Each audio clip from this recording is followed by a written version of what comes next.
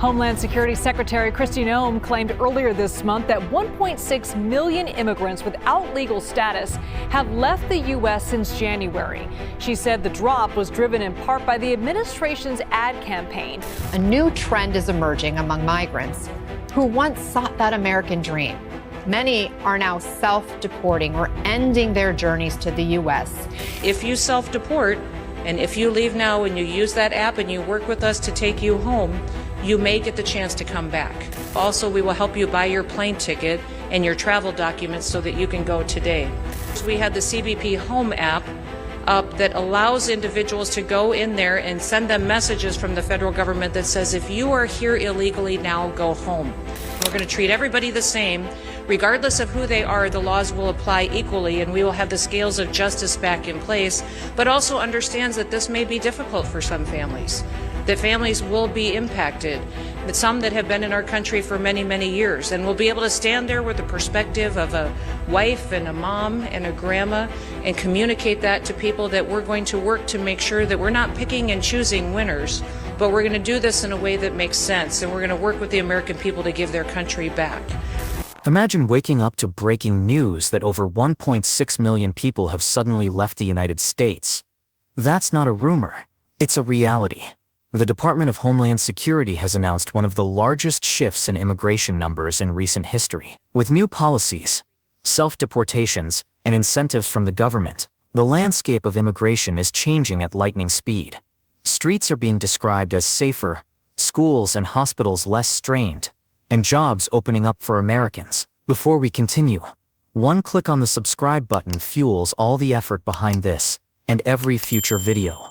Let's break it down. The Department of Homeland Security has revealed data that shows the illegal immigrant population in the U.S. has dropped by 1.6 million people since January. That is a massive decline in a very short span of time. Less than 200 days. Officials say this isn't just the result of deportation operations. Instead, what's fueling this drop is something called self-deportation. So what exactly does self-deportation mean? In simple terms, it means individuals who are in the U.S. illegally are deciding to leave on their own, without being forced out by federal agents. According to DHS, financial incentives have played a huge role in encouraging people to make that decision.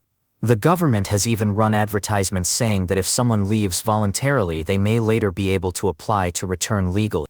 If you self-deport, and if you leave now and you use that app and you work with us to take you home, you may get the chance to come back.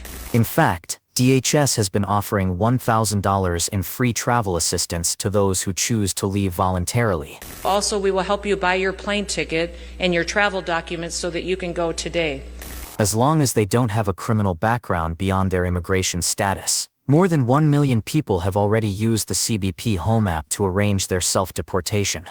This app allows individuals to communicate directly with the government, arrange their travel, and leave the country in an anonymized way. DHS Secretary Kristi Noem issued a statement celebrating these results. We had the CBP Home app up that allows individuals to go in there and send them messages from the federal government that says, if you are here illegally, now go home. Emphasizing that this isn't just about numbers.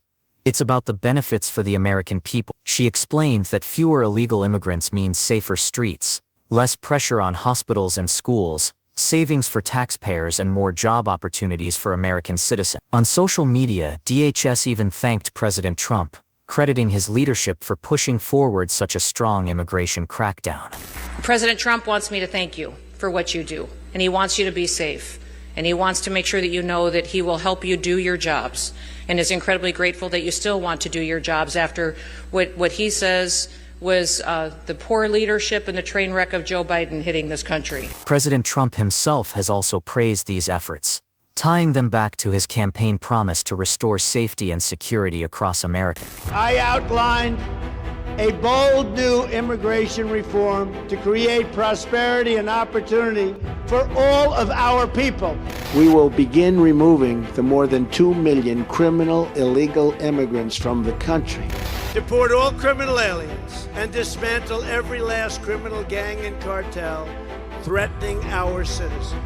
We will find you, we will arrest you, we will jail you, and we will deport you. I will launch the largest deportation program in American history. He has pointed out that illegal immigration doesn't just affect the border, it ripples across the entire country, impacting crime rates, public safety and the economy. At the same time, officials have been clear that while enforcement is tough, it's also being done with consideration for families. DHS leaders acknowledge that some households will face difficult situations, especially those who have lived in the U.S. for many years. Still, they stressed that the law must apply equally to everyone, and the long-term mission is to give America back to its citizens.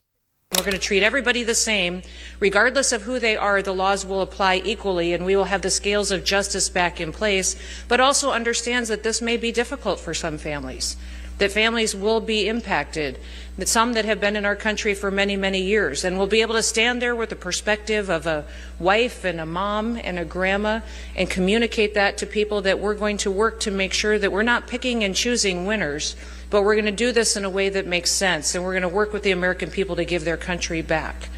For the first time since World War II, the U.S. government is actively using the Alien Registration Act. This law requires that if someone is in the U.S. illegally for more than 30 days, they must register with the federal government.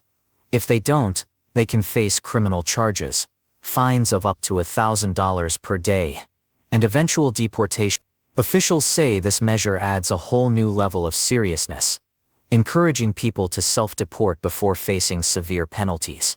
President Trump has given DHS new authority to target the worst of the worst, ensuring that violent offenders and dangerous individuals are removed quickly and securely. This crackdown comes alongside new technologies and tools being deployed to strengthen enforcement. DHS is introducing advanced biometric systems, DNA testing, and stronger information sharing between federal and local agencies. Officials say this will make enforcement more efficient and ensure that officers have all the resources they need to act decisively. Another striking part of this strategy is the technology shift. The CBP-1 app that was once criticized has now been transformed into a tool for deportation and self-deportation. In fact, tech experts working with DHS managed to repurpose the app within just 24 hours, turning it into a fast, simple way for individuals to coordinate their voluntary departure. All of this is framed around one key message: America belongs to Americans. Officials have repeated this phrase to highlight that the priority is protecting citizens, securing borders, and restoring order. They argue that without enforcement, laws lose their meaning, and communities pay the price. During recent public addresses, DHS leaders have thanked frontline officers from CBP, ICE, HSI, and the Coast Guard, acknowledging their sacrifices and dedication. They also highlighted how, under the previous administration, many officers felt unsupported and unable to do their jobs effectively. Now, according to DHS, those same officers are finally being empowered and backed by strong leadership.